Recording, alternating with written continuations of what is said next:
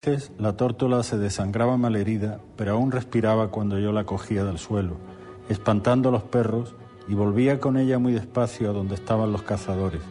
Yo notaba un nudo en la garganta y un escozor en los ojos, y le decía a mi padre: «Está viva».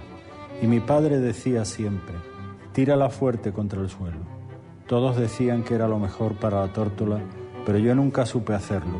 Mi padre tenía que arrancármela de las manos y luego la estrellaba con mucha habilidad contra el suelo, con un golpe seco, y entonces yo dejaba que los perros, nerviosos, la recogiesen.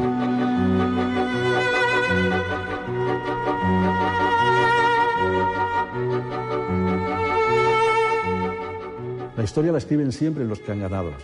La historia la escriben siempre los que tienen el poder, los que tienen la sartén por el mango. La misión de la narrativa, en buena parte, es esa: incorporar otras voces, y ahí se incorpora la mirada de los vencidos, se incorpora la mirada de los desposeídos, se incorpora la mirada de los incultos, se incorpora la mirada de los débiles, la mirada de los marginados, la mirada de los injuriados, la mirada de los ignorados. Eso es lo que permite la narrativa, es lo que permite la literatura. Que todas esas voces olvidadas, sepultadas, marginadas, discriminadas, se incorporen a través de la narrativa a la narración de la historia.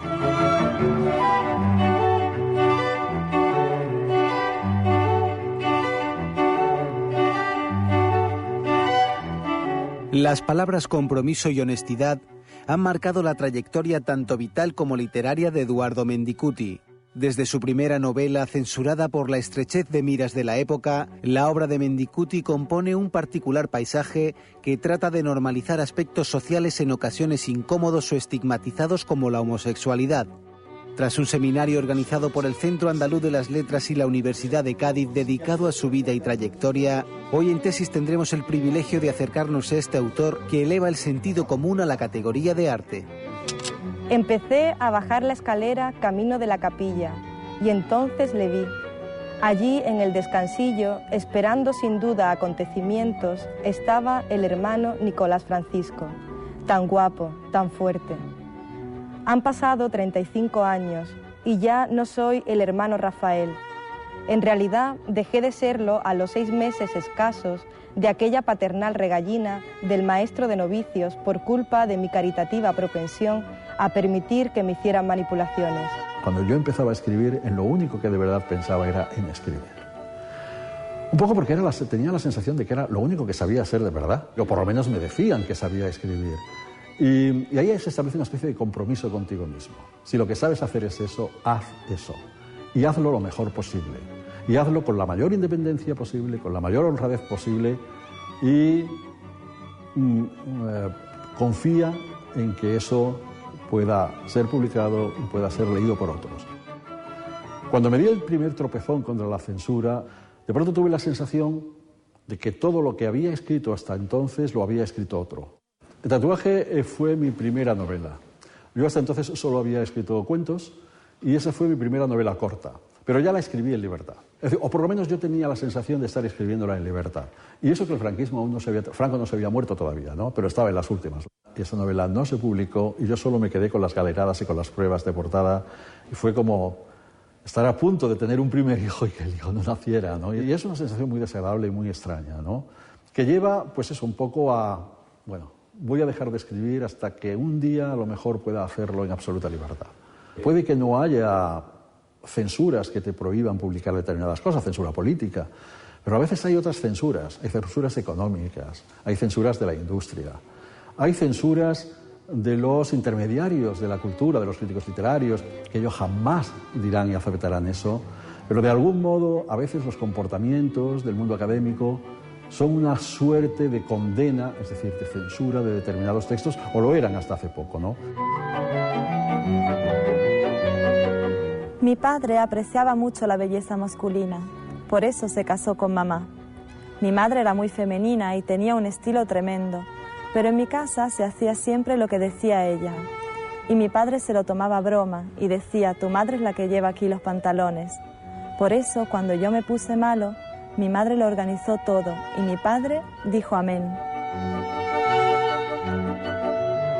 Si a mí me dicen, tú haces literatura homosexual o tú eres un autor de literatura homosexual, En principio no tengo ningún problema. En principio. Es una definición como cualquier otra y lo considero como una definición cultural. Y si tú dices literatura judía, sabes perfectamente a lo que te estás refiriendo. Y no es literatura escrita solamente para los judíos, pero sí es una literatura reconocible por los rasgos que reúne. Ahora, si la definición se convierte en etiqueta y la etiqueta lo que hace es incorporar prejuicios, obviamente que los rechazo.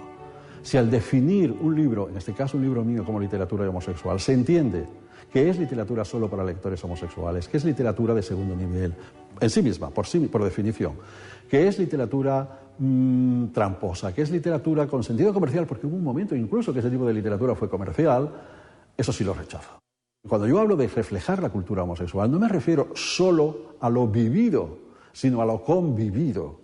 Es decir, la temática de mis libros no son, digamos, la homosexualidad.